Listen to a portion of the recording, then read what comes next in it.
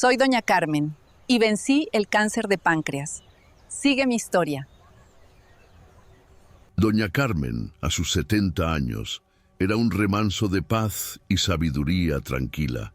Su vida había sido un delicado tapiz tejido con los hilos del amor familiar, la sencillez de los días y una conexión casi sagrada con la naturaleza que la rodeaba.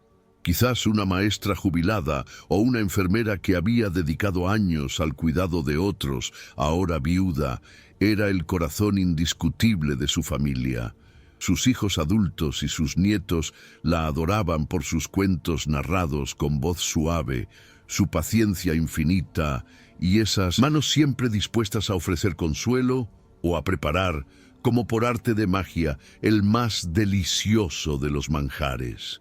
Su jardín, un pequeño oasis de verdor y color, era su santuario personal, y su fe, una fuerza serena y constante, más anclada en la gratitud y la aceptación del ciclo ineludible de la vida que en dogmas rígidos.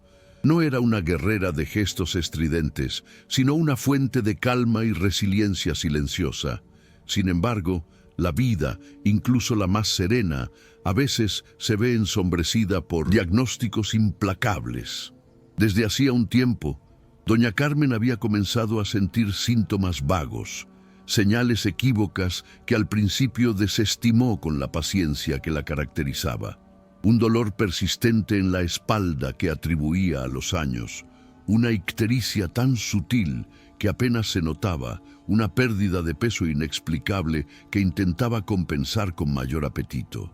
Pero estas señales, como mensajeras de una verdad oculta, se hicieron más insistentes, obligándola finalmente a buscar respuestas en la medicina. Tras una serie de pruebas exhaustivas, la palabra temida se materializó, cayendo con el peso de una sentencia: cáncer de páncreas. Un diagnóstico tardío, como suele ocurrir con esta enfermedad sigilosa, que ya insinuaba una posible metástasis o la afectación de vasos sanguíneos importantes, limitando drásticamente las opciones quirúrgicas y ensombreciendo el horizonte con un pronóstico reservado. Fue el doctor Marcos Villa, un oncólogo de 48 años, especializado en gastrointestinales, con un particular enfoque en el de páncreas, quien tuvo la difícil tarea de comunicar la noticia. Brillante y dedicado, pero con el alma marcada por el peso de innumerables batallas perdidas contra este enemigo particularmente letal, el doctor Marcos había desarrollado un pragmatismo a ultranza y una distancia emocional como escudo protector. Convocó a doña Carmen y a su familia a su consulta, un espacio donde tantas veces se habían pronunciado palabras que cambiaban vidas para siempre. Con una honestidad brutal, pero envuelta en una compasión aprendida a fuerza de experiencia, el doctor Marcos expuso la gravedad de la situación, las escasas tasas de supervivencia a largo plazo asociadas a este tipo de cáncer en su etapa avanzada. No hubo rodeos, no hubo falsas promesas. La familia de doña Carmen recibió la noticia con una devastación previsible: lágrimas, incredulidad, el dolor punzante de una pérdida anticipada. El aire de la consulta se espesó con la angustia. Pero en 1900, en medio de ese torbellino de dolor, doña Carmen, tras el impacto inicial que la dejó momentáneamente sin aliento, mostró una sorprendente e insólita entereza. Sus ojos, aunque empañados por la tristeza, reflejaban una calma que desconcertó al propio doctor Marcos, acostumbrado a reacciones de desesperación o negación vehemente.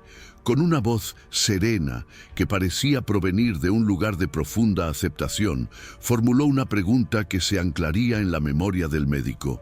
«¿Y ahora, doctor, qué podemos hacer para tener buenos días?» Esa pregunta tan simple y a la vez tan cargada de significado no buscaba un milagro imposible, sino una guía para transitar el tiempo que le quedara con dignidad y propósito. Revelaba la esencia de doña Carmen, su enfoque en la calidad de vida, en la luz que aún podía encontrarse incluso cuando las sombras parecían más densas. El doctor Marcos, que había entrado a esa consulta preparado para otro enfrentamiento desgastante con la desesperanza, se encontró de repente ante una perspectiva diferente, una que desafiaba su cinismo y su agotamiento emocional.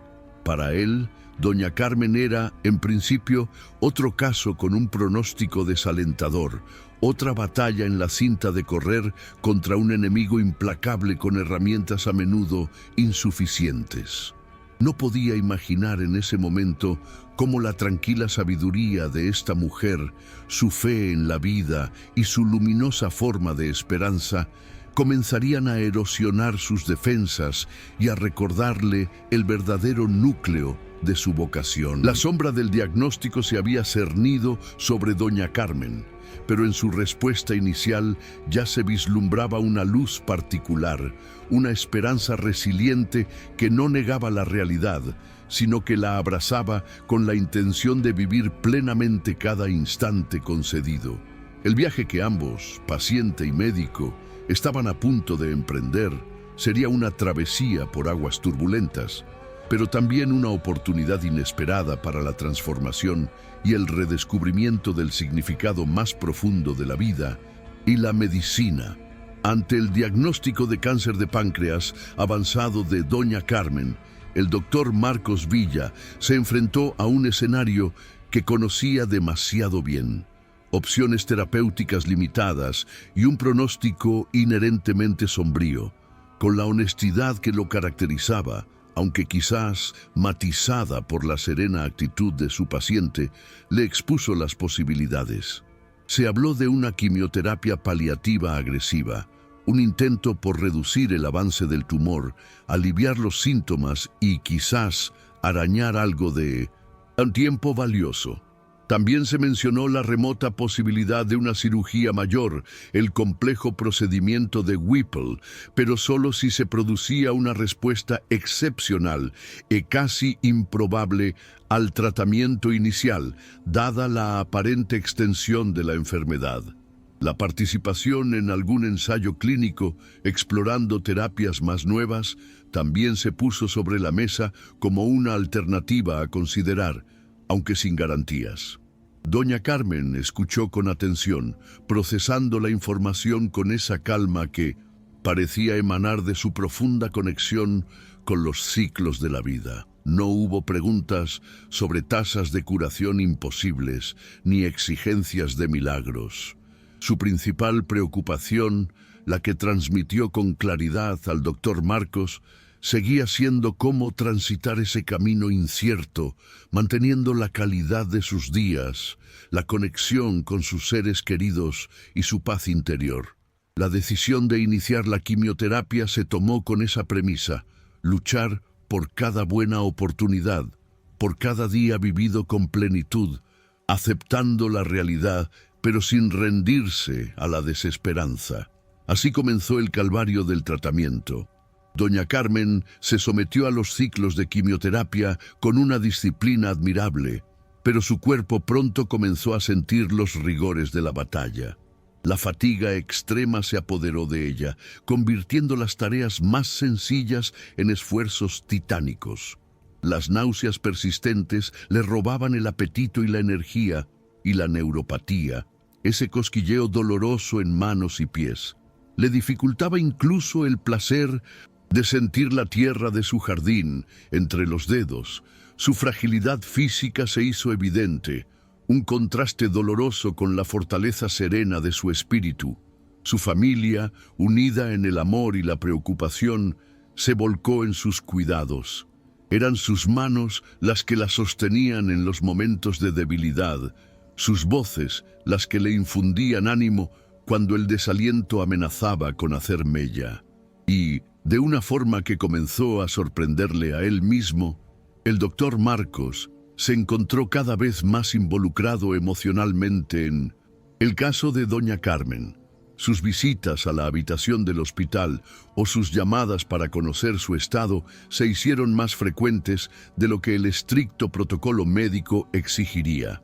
Encontraba en la conversación con ella, en su extraña y luminosa esperanza, un respiro a su propio desgaste profesional. No era que doña Carmen negara la gravedad de su situación.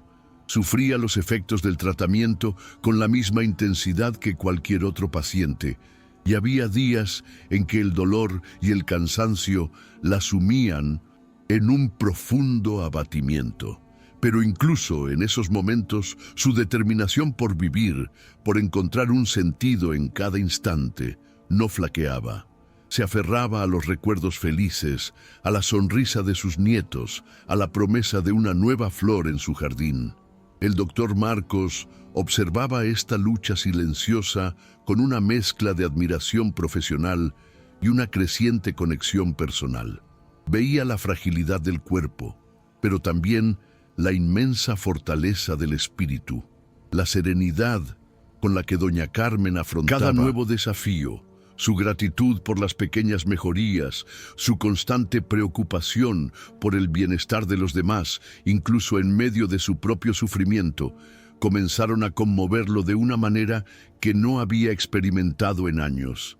La tormenta terapéutica era implacable y cada día traía consigo nuevas incertidumbres. Pero en medio de esa tempestad se estaba gestando algo más que una simple relación médico-paciente. Se tejía un lazo de humanidad, un respeto profundo entre dos personas que, desde lugares muy diferentes de la experiencia vital, se encontraban unidas en la lucha contra un enemigo formidable. Doña Carmen, con su esperanza tranquila, estaba comenzando a enseñar al experimentado oncólogo que la medicina iba mucho más allá de la ciencia y las estadísticas. A pesar de la dureza del tratamiento, doña Carmen encontraba formas de tejer momentos de serenidad y belleza en su día a día. Durante una de sus hospitalizaciones, cuando la debilidad la mantenía postrada en cama, pidió con amabilidad si podían situarla cerca de una ventana que diera a un pequeño jardín interior del hospital. Desde allí observaba durante horas el ir y venir de los pájaros, el juego de la luz entre las hojas, la vida que seguía su curso ajena al drama que se vivía entre esas paredes. El doctor Marcos, en una de sus visitas, la encontró absorta en esa contemplación, con una leve sonrisa en los labios. Fue una imagen que lo impactó profundamente. Comenzó a comprender, de una forma más visceral que teórica, que la sanación y el bienestar de un paciente iban mucho más allá de los fármacos y los protocolos. Había una dimensión del cuidado que la ciencia por sí sola no podía abarcar. Las largas horas de infusión de quimioterapia o las consultas de seguimiento se convirtieron en espacios inesperados para conversaciones que trascendían lo puramente clínico. Doña Carmen, con su hablar pausado y su sabiduría sencilla, compartía con el doctor Marcos sus reflexiones sobre la vida, sobre el miedo que a veces la asaltaba, no tanto a la muerte en sí, sino al sufrimiento o a la pérdida de su conexión con los demás. Le hablaba de sus nietos con un amor infinito, de las pequeñas cosas que quería enseñarles, del legado de amor y recuerdos que anhelaba dejarles. No eran sermones ni lamentos, sino pensamientos profundos, destilados de una vida vivida con atención y gratitud. El doctor Marcos, que habitualmente mantenía una calculada distancia emocional y dirigía las conversaciones hacia los aspectos médicos, se encontró escuchando con una atención diferente, permitiendo que esas palabras calaran en él. A veces, incluso, se sorprendía compartiendo algún breve atisbo de su propia vida, de sus propias luchas internas, algo impensable para él tiempo atrás. Y entonces, en medio de la tormenta, surgió un rayo de esperanza inesperado. Uno de los controles rutinarios mostró que la quimioterapia, contra muchos pronósticos, había logrado una reducción tumoral más significativa de lo esperado. Era una noticia que el doctor Marcos recibió con una mezcla de sorpresa y un cauto optimismo profesional. Se abría una ventana muy pequeña y arriesgada para considerar aquella compleja cirugía que inicialmente parecía una quimera. Esta pequeña victoria médica supuso un inmenso impulso para el ánimo de doña Carmen y su familia, una prueba tangible de que su lucha y su fe no eran en vano. Aunque el doctor Marcos seguía siendo extremadamente realista sobre los riesgos y las limitadas posibilidades a largo plazo, no pudo evitar sentir una chispa de esa esperanza luminosa que irradiaba su paciente. Independientemente de si la cirugía llegaba a ser una opción viable o no, el enfoque del tratamiento comenzó a pivotar con mayor claridad hacia la maximización de la calidad de vida de doña Carmen. El control del dolor se volvió una prioridad absoluta, utilizando todas las herramientas disponibles para asegurarle confort. El apoyo nutricional se intensificó, buscando mantener su fortaleza física en la medida de lo posible, y sobre todo el acompañamiento emocional, tanto para ella como para su familia, se consolidó como un pilar fundamental del plan terapéutico.